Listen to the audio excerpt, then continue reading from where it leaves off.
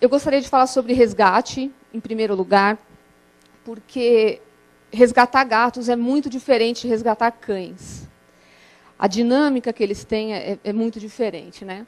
Então, eles nem sempre entendem que você está querendo fazer algo bom para eles. Então, para um gato, quando você quer contê-lo, é sempre uma ameaça e é assim que ele reage.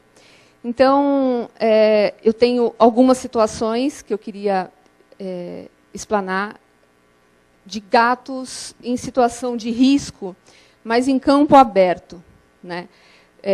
Em praças, em quintais imensos. Como fazer para resgatar aquele gatinho que ou precisa ser castrado ou precisa ser levado ao veterinário? Então, eu tenho aqui uma foto, que está ruim para ver, mas eu assinalei todos os gatos que estão escondidos nesse corredor. Né? São 10 gatos. Então, eu tive que pegar todos eles. Né? E como que eu vou pegar esses gatos todos? Então, nós usamos, basicamente, 2 ferramentas, que são essas armadilhas. Né? Uma é a gatoeira, que é a do lado de cá. Nós armamos essa gatoeira no local onde os gatos estão, e colocamos petiscos ou alguma comida que eles gostem e saímos de perto. Quando eles entram nessa gatoeira, ela se arma e fecha com eles lá dentro. Isso não os machuca, tá? É só mesmo para conter. Então, temos a gatoeira, que é essa que eu expliquei agora há pouco, uma armadilha automática, que resgata um gato por vez, geralmente. E temos a drop trap, que é essa do lado, que é onde nós usamos para resgatar mães com bebês, via de regra. Né? Então, nós colocamos nessa armadilha do lado de cá, nós colocamos a isca e a mamãe leva os filhotes até lá dentro para comer. Quando estão todos embaixo da armadilha, a gente puxa aquele pezinho e ela se fecha lá dentro. E aí a nossa parte é tirá-los dali, colocar na caixa de transporte, fazer o que é necessário. Aqui nós temos a prática dessa gatoeira, né? Então, ali está sendo montada pela Sônia, do projeto Gatos Encantados, no Rio de Janeiro, e aqui já é o gato capturado. Né? Uma dificuldade muito grande que a gente tem de resgatar gatos com essas gatoeiras é que as pessoas acham que nós estamos maltratando eles. Então, já aconteceu com a gente de a gatoeira estar montada longe, né? Porque eu não posso ficar perto, senão os gatos não chegam, e passar a pessoa na rua e desmontar a gatoeira e soltar o gato, né, e vir para cima da gente. Já aconteceu isso. Então, a gente fica sempre por perto para evitar que dê problema. Outra situação de resgate eu peço desculpa pela foto, mas foi a menos pior que eu encontrei. De felinos, quando eles estão amontoados em espaços. Né? Casos de colecionismo, que são pessoas que perdem o controle, tem um casal de gatos, esse casal vira 68 gatos em alguns meses, e eles ficam todos assim, privados de convívio com pessoas, o convívio deles com outros felinos não é salutar. Então, é outra forma que a gente usa para resgatar esses gatos, porque eles são igualmente estressados. Tá? Então, nós costumamos usar esse gaiolão, que imagine uma gaiola quadrada, um cubo, mais fácil de entender. Então, deixamos a portinha aberta e aí ficamos longe. Quando ele entra, a gente puxa a cordinha e fecha. Geralmente, em espaços fechados, nós não usamos gatoeiras, porque elas fazem barulho quando o gato entra. Então, se a gente usar como primeiro, os de trás não vão entrar. Tá? O barulho é forte. Gato, a gente sabe que é dramático, escandaloso, né? Eles fazem muito barulho, que é para evitar que eles tenham que brigar com a gente. E luvas de pedreiro. Muitos desses bichos a gente pega com a mão mesmo. Eu costumo sair ilesa, mas eu me cuido. Eu tenho amigos, pessoas que trabalham comigo, que já sofreram ferimentos sérios com arranhões de gatos. Uma terceira situação de resgate, que para mim é a pior de todas, é quando a gente encontra caixa com bebezinho, caixa com mamãe e bebê. Gatas prenhes, elas são muito suscetíveis a você pegar, você consegue tirar do chão com a mão e colocar dentro de uma caixa, elas não apresentam muito risco. Eles não resistem muito. E, por incrível que pareça, só esse ano nós resgatamos 2 machos adultos fechados em caixa de papelão. Assim, gatos bonzinhos, totalmente lacrada, né? Imensos os gatos. A gente nota que é gato que teve convívio dentro de casa, porque ele conhece a rotina, ele gosta de ração naquele lugar, ele gosta de vir no colo, ele ronrona, ele amassa pãozinho. Então, eu costumo dizer que os gatos bacanas são abandonados dessa forma, porque os que são ariscos, ninguém encosta, né? Nenhum tem que ser abandonado, mas os bonzinhos sofrem mais. Importante. Todas as vezes em que a gente precisa capturar um gato, nós temos todas aquelas armadilhas e técnicas que eu falei, inclusive uma que eu chamo de engenharia social, que é sentar e observar a rotina deles, né? Observar o que aquele animal gosta de fazer, e isso durante horas, né? Até para resgatar um gato, a gente precisa conquistá-lo. Então, oferecer comida, ver a rotina dos horários, isso tudo é muito importante. E jamais usar sedação para capturar um gato. Isso é muito comum com cães, né? Às vezes, animais comunitários ou que são mais ariscos e precisam ser pegos para ser castrados, as pessoas costumam colocar sedativo na comida para ele ficar tonto e você conseguir colocar coleira e tal. Com um gato isso não funciona. Primeiro porque a sedação pode ter um efeito contrário, ele pode ficar mais agitado por conta do estresse. E segundo, porque ainda que a sedação funcione, ele não vai cair perto de você. Então ele pode subir num muro e ficar sonolento, né? Num telhado, enfim. Então, jamais. E cambão. Eu não sei se vocês todos sabem o que é um cambão. Diferente de um cão, o gato ele briga até a morte. Então, um cão, no momento que você está usando o cambão para contê-lo, ele vai parar de se bater antes que ele perca a consciência, por conta de ar. Um gato, não. Ele vai parar quando ele estiver morto. Tá? Então, jamais se usa um cambão para conter um gato. Há veterinários que são aptos a isso, com uma técnica de pegar e tal, mas é muito raro. Também quero falar sobre a castração, porque só precisamos fazer resgates porque os gatos não foram castrados, né? A maioria dos animais que nós temos que resgatar, eles vêm de outros animais semidomiciliados, né? A doutora Estela falou sobre as pessoas que têm uma fêmea e descartam essa ninhada, acho que você comentou, né? São esses gatos que geram outros gatos abandonados. Então, assim, toda e qualquer ação de proteção aos animais parte da castração. É fundamental. Então, a castração, quando você tira um bicho da rua, quando você tem um animal, ela não é uma coisa que o dono pode optar se talvez ele quiser. Não. O talvez, quem paga a conta do talvez são os animais. Então, a nossa obrigação, o nosso compromisso primordial com eles é a castração. Tá?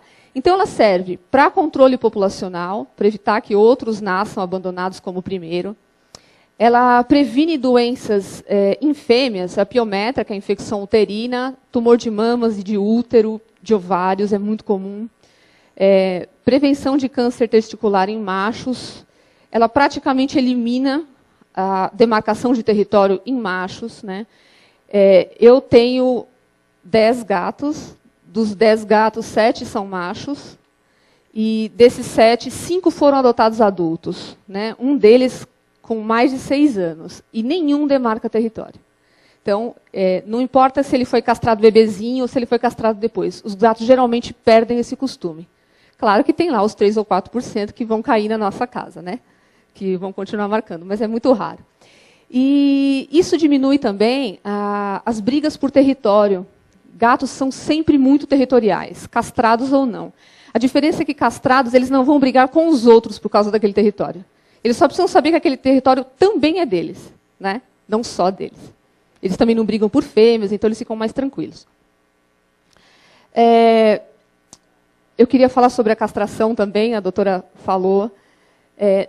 Eu dirijo uma ONG, né? Confraria dos Miados e Latidos, nós atuamos basicamente na zona norte de São Paulo, no bairro Tucuruvi. Então, nós temos a honra e a sorte de contar com uma das maiores especialistas em controle populacional do nosso país, que é a doutora Fernanda Conde. E é ela que castra todos os nossos animais. Então, nós fazemos castrações a partir de 50 dias de vida, né? Seguras. Os animais, nós nunca perdemos um gato numa castração. Eu sei que isso vai acontecer um dia conosco, mas a gente se previne para que esse risco caia bastante, né? Então, com este método do gancho, que é uma cirurgia pouquíssimo invasiva, né, e como ela é pouco invasiva, ela precisa de menos sedação, o gato fica menos tempo entubado, tudo é menor, menos a qualidade. A qualidade é muito superior às outras, né? Então, podem ser castrados gatinhos a partir de 50 dias, fêmeas adultas, machos adultos, gatos que tenham casa ou não. Então, acontece muito da gente morar tá em casa e tem o gato do vizinho que fica cantarolando a noite inteira no muro, né?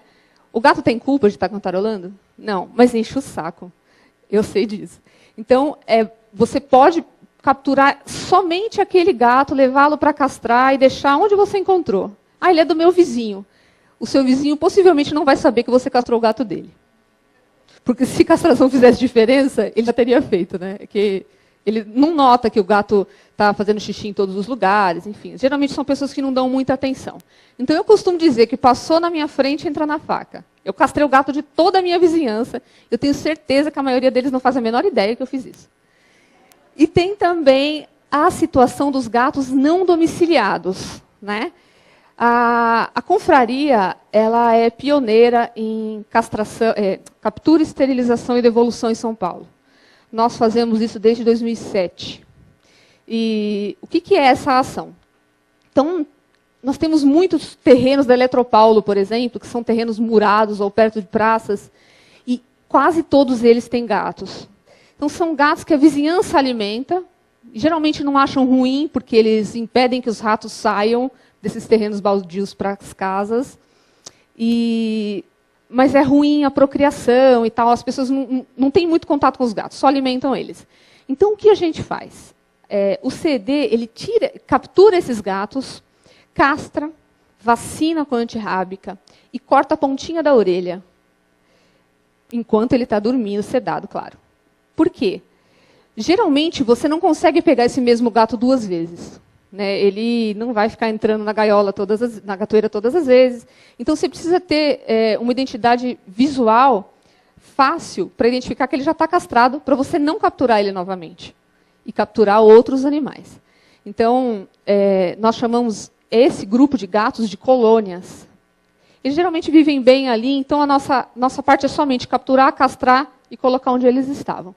É claro que já aconteceu N vezes de a gente topar com gatos que foram abandonados recentemente naquele lugar. Então, o gato é dócil, o gato vem na perna, é filhote pequenininho. Então, esses gatos nós não devolvemos, porque são as principais vítimas de maus tratos, os gatos dóceis. Então, eles nunca voltam para o lugar onde eles estavam. Os que são mais a risco, sim. Então, tenho fotos aqui. Essa mamãe da foto teve esses 5 bebês, eles tinham 50 dias. É um monte. Tem machos e fêmeas, inclusive.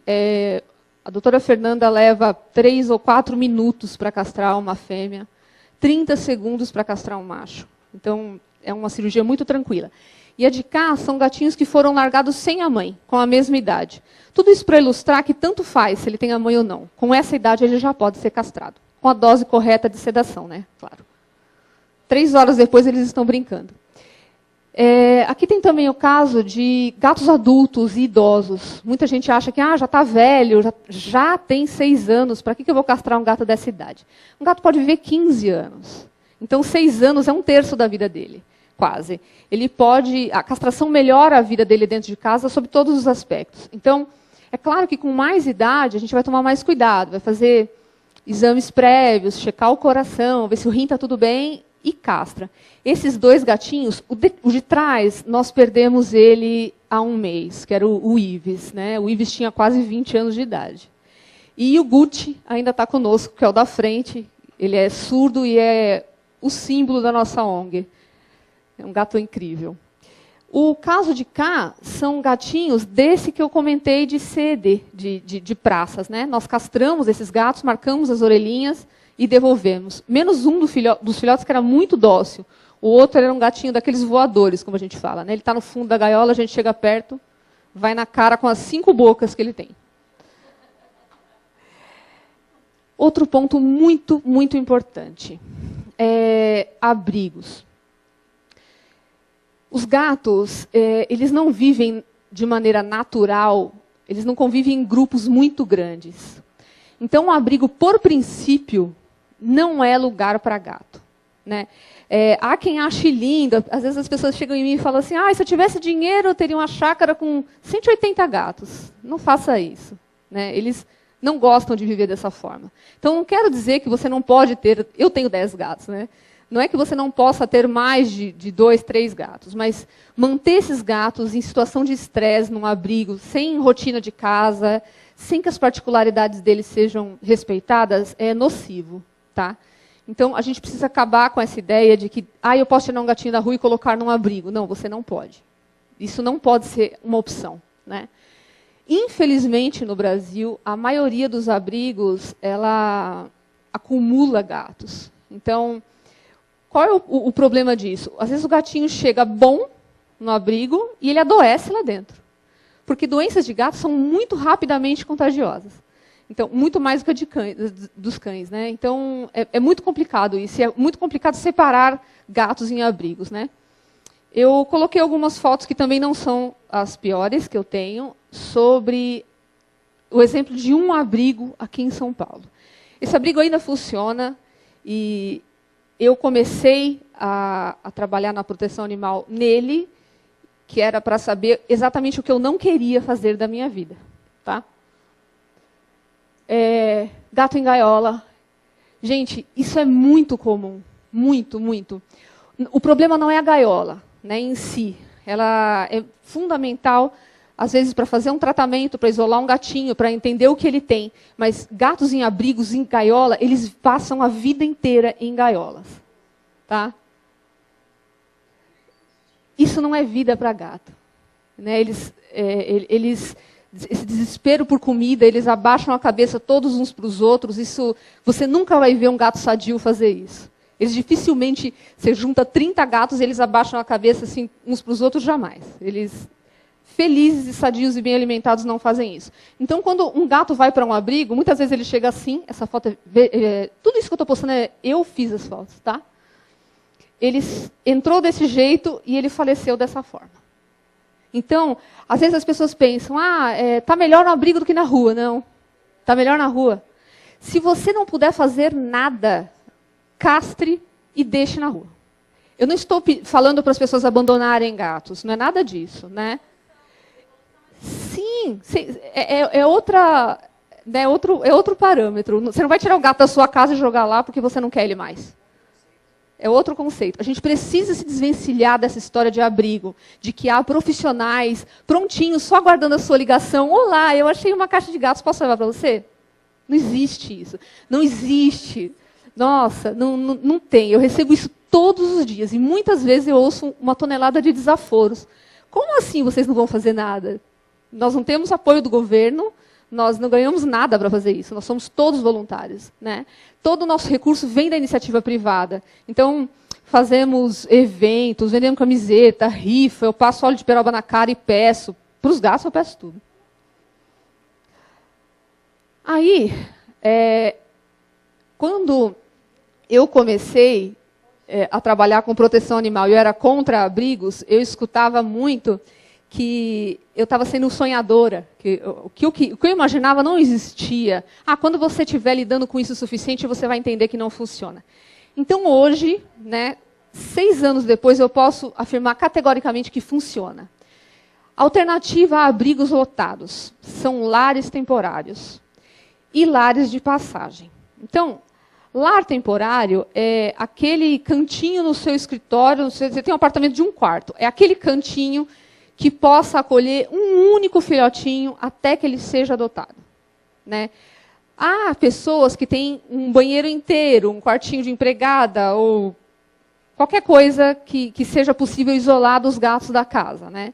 Então, isso são lares temporários. Por que isso é importante? Porque nesse espaço, o gatinho que chegou, ele está livre de contágio, né? Ele não vai pegar doença de outros, porque ele não está com outros. E ele não está num lugar com muita rotatividade de gatos doentes. Então, ele vai estar sempre sadio. E quando ele está sadio, é muito mais fácil de doar. A gente não pode castrar um animal doente. Então, tudo parte desse princípio. Ele tem que estar sadio. E ele está sadio em lar temporário. E lares de passagem, que são espaços maiores, né? A confraria, por exemplo, tem um lar de passagem que abriga 34 gatos numa casa de 130 metros quadrados, só deles, né? Então, nós temos prateleiras, postinhos e arranhadores, aquilo é tudo para eles. E nunca ultrapassa esse número.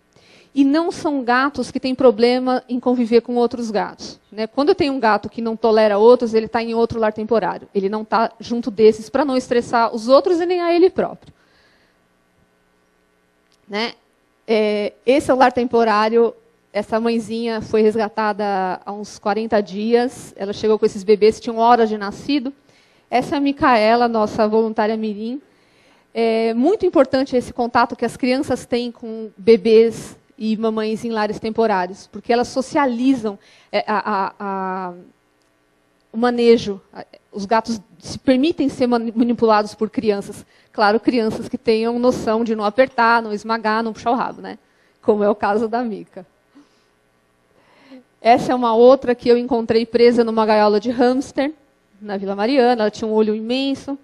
Então, foi para um lar temporário só dela, com uma super atenção, a Fisguin. Hoje ela já está adotada, está enorme, enfim. Ela não teria nenhuma chance se ela estivesse num abrigo. Nenhuma. Ela já teria morrido. Total. Nada funciona em abrigo. Eu não consigo encontrar uma única razão para um abrigo existir. Esse é um modelo de lar temporário, né? Às vezes, a confraria ela começou na lavanderia da minha casa, né? Hoje, ela é N vezes maior, nós temos uma rede maior de lares temporários, mas você só inspira as pessoas quando você faz o que você fala. Então, dentro da minha casa eu faço isso. E a confraria começou dessa forma. Então, não é mais um sonho da minha cabeça. É uma coisa viável. Tá? Essa é uma foto do nosso lar de passagem. Nós recebemos visitas o último domingo do mês, todos os domingos, né? Que é o evento do Amassa Gato. Então, as pessoas passam a tarde toda brincando com os nossos gatinhos, é bem bacana. Então, esse é o espaço deles, do solário. Aqui, esse tapete está na parede porque eles adoram arranhar isso. Então, foi um arranhador improvisado que deu super certo. As prateleiras com as caminhas, né? Todos eles têm nome, nós sabemos as manias deles, o que eles gostam de comer, onde eles gostam de dormir, se eles toleram colo, manejo, se são adequados para crianças, né? Então, isso tudo é muito importante na hora de recolocar um gato. Porque o resgate é só a primeira e a mais fácil parte de todo o trabalho. A fundamental é recolocar aquele bichinho no lugar que ele merece. Então, eu fiz aqui um comparativo. Eu não vou me ater a ler tudo, porque isso vai estar disponibilizado no nosso site. Se vocês quiserem baixar, é só entrar um pouco mais tarde, que eu vou deixar para baixar toda a palestra, né? Eu falo das vantagens do lar temporário de passagem sobre os abrigos. É impossível comparar. Então, num abrigo, junta muito gato, tem muita doença. Você não sabe qual é a personalidade daquele gato, porque ele é só um número. Muitas vezes ele entra, morre lá dentro, e vão perceber 3 dias depois. Eu já vivi tudo isso. Então, eu não desejo que ninguém veja. A taxa de adoção desses animais é muito baixa. Ou porque não se investe na adoção, porque se gasta muito para mantê-los ali. Ou porque eles não estão nunca sadios. Ou porque as pessoas não sabem. Né? Quantas vezes as pessoas chegam para mim e falam assim, eu quero adotar um gato que se dê bem com o meu cachorro. Quem tem um abrigo sabe? Imensa, imensa. Então, você precisa conhecer cada um daqueles indivíduos para recolocá-lo de maneira adequada. Sim, para poder atender ele da maneira que ele merece, né? E os abrigos grandes, eles têm uma baixa taxa de resgates, porque eles não conseguem tirar os gatos. Muitos gatos só saem quando morrem. Então, assim, quando a confraria mesmo, ela tem taxas de resgate e de doação muito mais elevadas do que grandes abrigos aqui da cidade de São Paulo. Financeiro é outro que dá um baile, assim, porque num abrigo grande, você geralmente não pode ter esse abrigo dentro da cidade, porque são muitos animais, você vai ser denunciado. Você tem que alugar um espaço grande, longe, com mão de obra que é muito expensiva, e você tem dificuldade de arrecadar recurso, porque as pessoas geralmente não ajudam continuamente lugares que elas não podem ver. Então, quem está ajudando aqueles gatinhos, as pessoas querem ver aqueles gatos. Elas querem ver como eles vivem. E isso está correto. Né? Se todo mundo que ajudasse fizesse assim, a gente não teria abrigos tão ruins. Né? Porque se você entrar num lugar, respirar fundo e pensar, não, eu deixaria o meu gato nesse lugar, então ajuda ele. Não vai ajudar os outros. O que não serve para o seu gato, não serve para os outros. Não é porque o gato está abandonado que qualquer coisa é boa para ele. Tá? Então, tem todas as vantagens também do lar temporário e em cima de abrigos. Para ilustrar, eu trouxe alguns números da confraria. Você vê, nós somos uma ONG deste tamanho. Mínimo, o que a gente faz é enxugar gelo, eu sei disso. Mas a gente faz com muito amor o nosso gelinho, todos os dias enxugar. Então, nos últimos 12 meses, nós castramos 961 gatos e cães. Né, nós castramos uma média 80 animais por mês. Em julho, só em São Paulo, nós castramos 103. Né? Em Nova Friburgo, que nós temos uma célula lá, nós castramos pelo menos 12 por semana.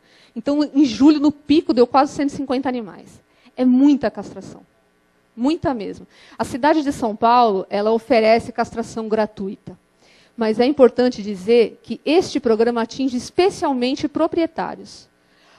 ONGs como a nossa não tem nenhuma facilidade de conseguir aquelas castrações. A burocracia é imensa e é inviável o modo como eles nos oferecem isso. Quer dizer, o que eles fazem? Eles ligam os zoonoses, né? Então, Tatiana, nós temos 5 vagas para castrar um gato amanhã. Né? Só que um gato chega para mim e eu já castrei. Eu não vou ficar esperando os zoonoses me ligar para castrar. Então, tudo isso tem custo. Né? Mesmo assim, a gente consegue fazer. Nós resgatamos 417 gatos e 23 cães. Como vocês podem ver, o nosso foco maior é com gato mesmo. Porque é complicado o lar temporário para cão, eu entendo tudo isso. Então, eu estou falando só da minha área de expertise mesmo. Tá, eu vou repetir para ficar mais fácil. Ela perguntou quantas horas a gente leva entre a castração e a devolução de um gato no local de origem quando é CED. Né? Eu respondi que em 12 horas nós fazemos isso. Porque em animais ariscos é muito complicado você mantê-lo 24 horas numa gaiola para depois devolver. Você acaba com a imunidade dele, ele volta para a rua doente. Então, o processo precisa ser muito rápido. Então, a gente tem um método de castração rápido, eles voltam rapidamente da cirurgia e eu devolvo eles para o local quando eles são capazes de sair correndo da caixa. E em 12 horas isso está pronto. Tá? Em filhotes é menos ainda. Mas filhote... Oi? Eu devolvo ariscos. Eu não devolvo gatos dóceis para a rua. Tá? Isso não é uma crítica a quem faz. Eu só estou contando a nossa experiência. Mesmo porque nós temos capacidade de absorver esses animais dóceis quando eu faço a ação. Tem gente que não tem essa capacidade. Então, essa pessoa não vai fazer nada? Não, ela castra e devolve, que é o que ela pode fazer. É melhor do que não fazer nada. No método do gancho, ela não leva nenhum ponto externo. Né? Muitas vezes feito com cola ou um ponto, uma técnica de sutura diferente que ela não tem acesso ao ponto. Então, a incisão é de milímetros. Então, é que a gente tem aquela ideia de a castração deste tamanho, né? Que a gata leva 180 pontos também. É diferente. É minúsculo, parece um umbiguinho. É incrível o resultado. O antibiótico de largo espectro. 72 horas, chama-se pentabiótico. Então, geralmente, nesse período, com a baixíssima manipulação, a taxa de contaminação é ridícula. Tá? Então, nós resgatamos 417 e doamos 394. Então, a nossa taxa de rotatividade é muito alta por causa disso. Tá? Sim, aqui tem o site da nossa ONG. Vocês quem quiser entrar em contato. Nós fazemos questão de ensinar as pessoas a ajudar. Nós dificilmente, alguém liga para mim e fala, olha, tem 14 gatos aqui, vem buscar. Não, não vou buscar. Né? Eu participo as pessoas da resolução. Muitas vezes isso dá certo. Porque essa pessoa ela vai pulverizar o que eu estou fazendo. Não vai parar nela o que eu estou fazendo. Então é muito importante que a gente eduque continuamente com tudo que a gente tem à mão. Tá? Então, por isso que qualquer dúvida, se qualquer um de vocês um dia quiser fazer qualquer ação, nós damos todo o suporte, né? Com expertise, seja com equipamento, que eu sei que é caro, a gente disponibiliza isso para qualquer pessoa. Então, é só entrar em contato com a gente, tem os dados aí. E eu coloquei no fim os nossos agradecimentos. É isso, pessoal. Obrigada pela atenção.